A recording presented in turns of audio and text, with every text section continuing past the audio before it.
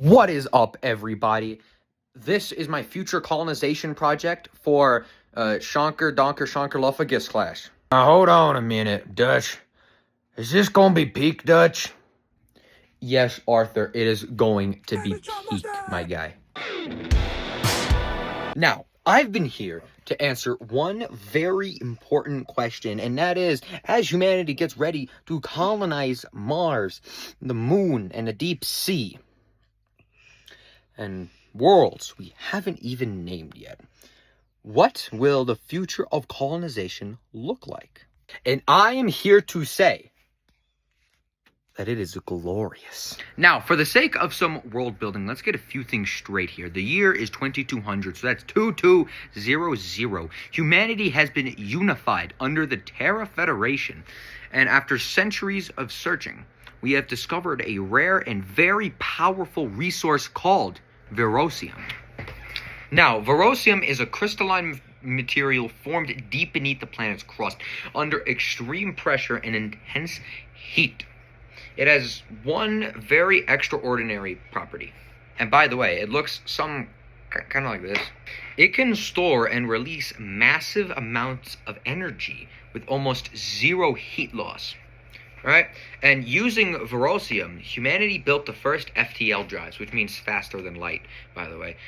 And as its first demonstration of power, the Terra Federation traveled to the Alpha Centauri system in just 17 minutes and 21 seconds. But there's one huge problem. It's that Earth barely has any. Now, the Earth's entire supply of Verosium can only supply all of our warships for around 10 to 13 years, and after that, our galactic expansion comes to a hard stop. Now, enter Aurelia 7, a previously unremarkable exoplanet, until Project Intergalactic was launched and succeeded, which was a massive launch of survey probes, orbital scanners, and planetary surface crawlers. Revealed something absolutely incredible, and that was that Aurelia 7 was sitting on one of the largest known deposits of Verosium within our known galaxy.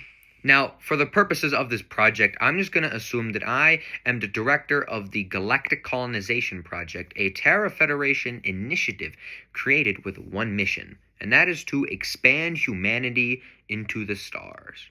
This means I have full access to fully equipped soldier divisions, warships capable of orbital strikes, a network of resource fleets, interplanetary fighter squadrons, and every advanced aircraft and drone system that the Federation can throw at a hostile planet.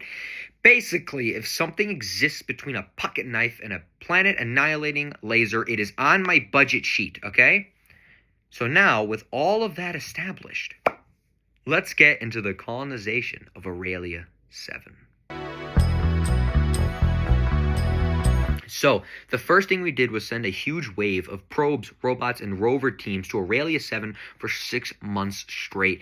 And then finally, after that 6 months, we had a detailed picture of the planet's inner workings, its ecosystems, resource clusters, major waterways, mountain cliffs, networks, and pretty much everything else you can learn without stepping foot on the planet's surface yourself. And with that data came with a ginormous problem. The Riven. Just saying the name is enough to give half of my veteran advisors PTSD, all right?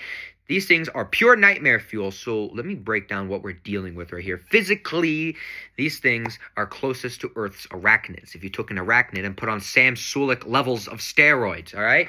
These things stand from 4 to 8 feet tall, with some subspecies reaching 12 feet tall and around 5 to 7 feet long. They're covered in a thick layer of metallic chitin, which, if you don't know, makes up an exoskeleton. They have 6 limbs, 4 for movement and 2 for grabbing whatever they feel like killing, bioluminescent neural veins, and mandibles strong enough to shear straight through metal like it is a paper bag, all right? And behavior-wise, these guys are all right, hyper-territorial, swarm hunters, biologically optimized hypervores. True apex predators. And honestly, they don't even fight for dominance. These guys fight for fun. All right, putting the Indominus Rex to shame over here. And the real issue is that the Riven are driving Aurelia 7's entire biosphere to the brink of extinction. All right, our estimates suggest that around 70% of all native species have already been wiped out by these things.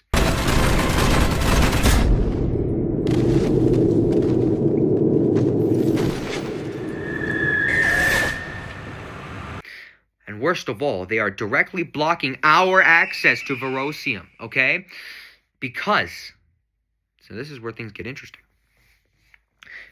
They feed on the same radioactive materials that Verosium forms from. They instinctively burrow into geological fissures and consume unstable isotopes, spread them through their bodies like walking nuclear reactors, all right? Here's a picture of them. They're not exactly nice people, right? Or things, creatures. They're not. In short, these guys are nuclear termites. And they're jerks, yeah. So now humanity is at a crossroads. We need the Verosium, not just to dominate the galaxy, but to stabilize energy grids back home, to enable clean mega projects and prevent a civilization-wide energy collapse. Which leaves us with two choices. Option A. Hey everyone! Listen, we came here in peace, and all we want is to respect your culture. Hey, what are you doing? Ah! Ah! It hurts! Ah! It's ripping me apart! Or we can have option B.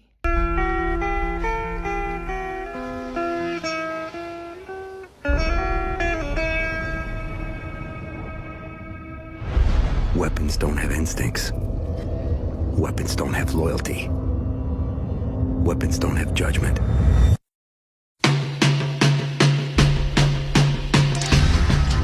Soldiers do.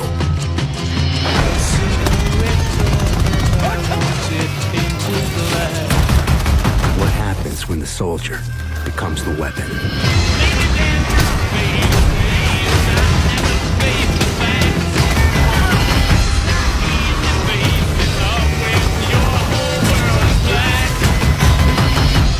And honestly, I choose option B. After confirming strategic locations like high ground positions, defensible zones, vital targets, and areas of low importance, it is finally time to launch Operation Aurelia 7 Freedom. It begins with an orbital bombardment. Hundreds of heavy-class destroyers, each armed with 10 520-millimeter planetary assault cannons, 3 orbital lasers, and hundreds of auxiliary guns and point defense systems will open fire atmospherically on the largest Riven hives and population centers. These strikes aren't meant to just damage them. They're meant to erase these bugs, all right? And once they are flattened to a radioactive gravel, Phase 2 begins. Roughly 80% of our heavy-class destroyers will enter a strategic hibernation mode. Essentially, they're powered down, except for a couple of key instruments that allows them to be turned on, essentially, instantly, if the Riven ever attempt a resurgence. The remaining destroyers, along with several medium and lighter class vessels, will continue the bombardment on secondary regions, so like less important regions. Meanwhile, our carriers will release thousands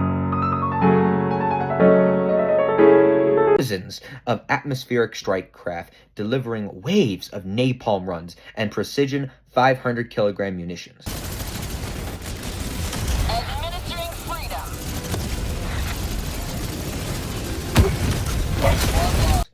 To soften landing zones and torch the remaining swarm clusters. After probes and autonomous units confirm a significant drop in Riven numbers, Phase 3 will begin. Massive personnel carriers pierce the atmosphere, deploying hundreds of thousands of soldiers, and these troops will secure strategic terrain, choke points, cliffs, plateaus, major river crossings, while orbital fire and atmospheric fighters provide consistent overwatch. And this stage is brutal. It's fast and relentless, and with stable footholds established, Phase 4 is initiated. Orbital bombardment resumes at any surviving mega hives to ensure that they stay down. Then the full might of the Terra Federation armed forces will be given the green light. Millions of troops will land. Not just hundreds of thousands like I'm, in control of. No. Millions. Millions of troops. Hundreds of thousands may fall. But the result was never in question. Humanity wins this. Now, in the end, the conquest of Aurelia 7 forces us to confront a question far older than spaceflight. What does it mean to expand without repeating the failures of the past? And things fall apart. We watch the Igbo world unravel, not necessarily because the colonizers were technologically superior, but because they arrived with the certainty that their worldview justified transformation, control, and ultimately domination.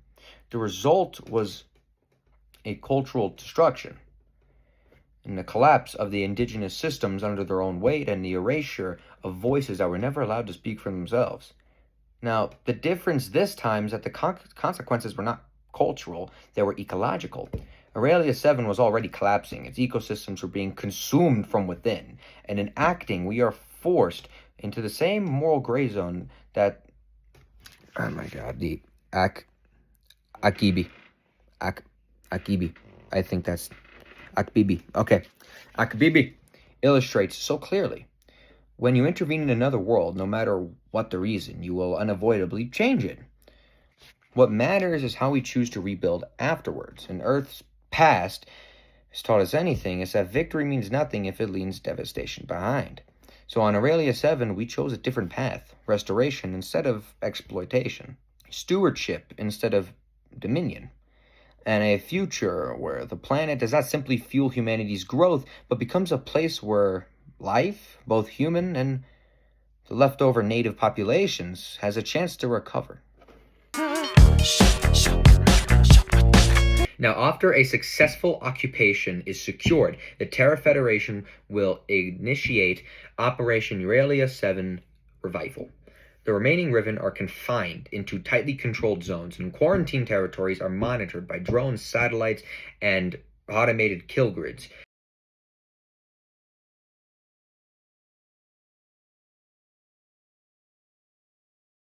Their population is capped, and their spread is prevented.